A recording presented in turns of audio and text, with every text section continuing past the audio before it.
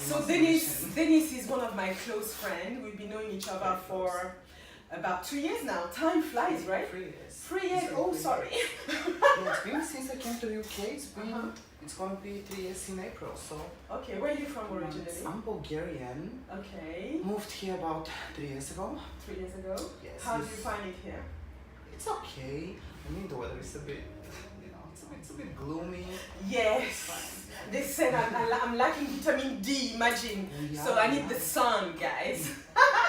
we did get some last summer though, so yeah, it's fine. It's not bad. I used to live in New York, as you know. Yeah. And for about a year, my family lives in Chicago. Okay. So no one's left in Bulgaria right now. Okay, so that's fine. So now you're the only one here?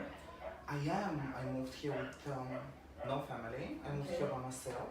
And yeah, I had a friend who took me over for about a month until I can collect some rent money. Yeah. And then I moved to our mutual friend Maria.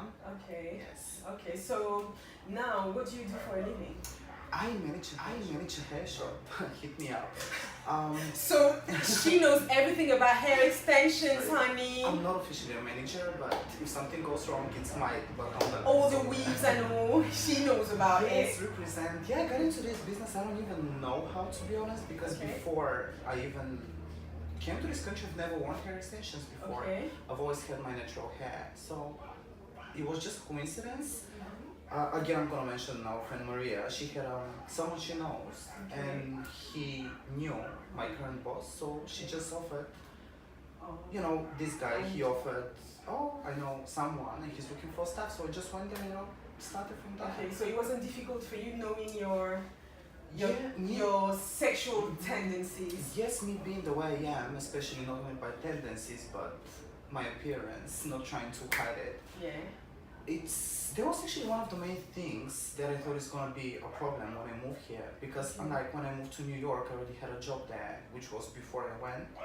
Where here, I was worried that I'm not gonna be able to find a job, or that people are gonna be discriminative against me, because most people like me, or even trans girls, we do encounter quite a lot of prejudice and judgment. So when you go to a job interview, people seeing you, if let's say if you're not completely passable means if you're a transgender girl and you look completely like a girl, and which is not me, I'm not trying to pass, I'm just quite feminine and I love makeup. But if you look like a girl completely, then it's not a problem. But if you're like me, people have prejudice towards you. So of course then not everyone is gonna welcome you, and not everyone wants that image for their business or even being associated with people like me. So a lot of prejudice towards you. So of course then not everyone is gonna welcome you, and not everyone wants that image for their business or even being associated with people like me. So a lot of girls resort to doing escort services, and it's really just because sometimes you don't have a choice. The society is pushing us. It's really funny because we live in England, and England is an open society. Do you understand? Very much so. So everyone, I think people are accepting the fact that there's different, how do you say it in English, different tendencies or attractions or sexualities. Even in your job search, they will be asking you what's your preferences, and I think that's quite rude to me. This is quite personal. To me, I think it's going too far. See, the thing is, if you are a gay male or female, but your appearance doesn't differ that much from the regular person you see on the street, that's really not a problem for most companies. Unless we're talking about really high posts in like CEO posts, or we're talking about being executive in a really big brands or big companies, then there is still like discrimination. Yeah, I love fashion, but in the fashion industry, gays are powerful. Of course. Yes, very, very powerful. Their sense of style, fashion, and they got it all in the fashion. A lot of people think when they hear the word gay, they just assume they just imagine a flamboyant person. They imagine someone you can tell. When you say gay, what's the difference between gay and transgender? So transgender, or even drag queens. Yes, where drag queens, they put on makeup and like a womanly attire from head to toe. It's most of the times, 95% of the times, it's for the show. So they're mostly working clubs, or their performance, there's like lip syncing or actual singing.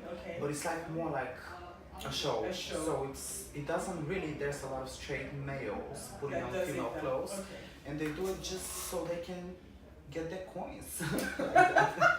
Secure the bag. Males in relationships, even married, who perform drag, and I know a few of them. I know. I have one of my friends that is drag that will be coming here as well, and I will be having some chit chat with him as well. In the near future.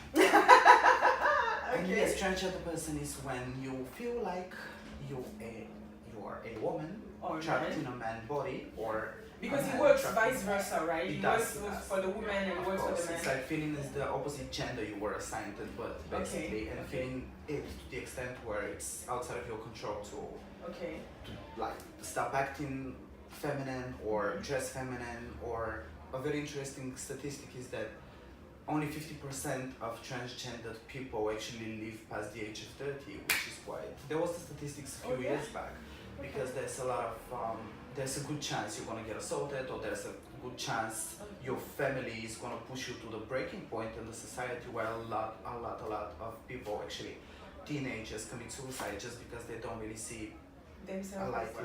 A lot of people, actually teenagers, commit suicide just because they don't really see a light in the end of the tunnel. Luckily, me, coming from a very supportive family, they're quite supportive. They are. My father, he had a bit of a hard time, meaning it took him a while to get used to the thought, but it's more so because he's worried about me rather than him just not accepting. Exactly. So my mom has always been supportive. Hi, mom.